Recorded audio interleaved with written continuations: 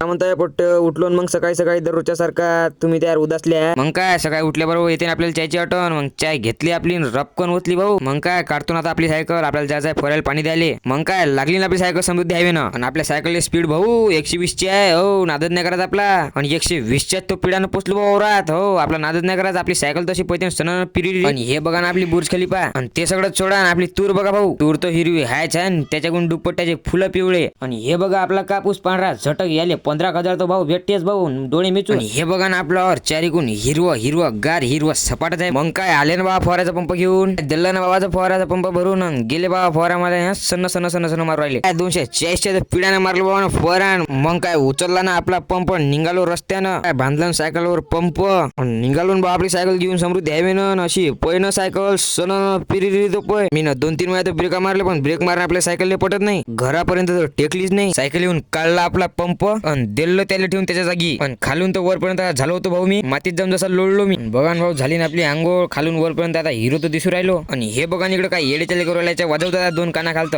आणि हे गे रपकन त्याचे वाजवले रपा रप 2 निघालो रस्त्यानं 2 नंबर करायले. 2 नंबर लागली मले नाही रोशनदादा लागली आहे. आणि तिकडे बसले रोशनदादा एकदम झाडा माग.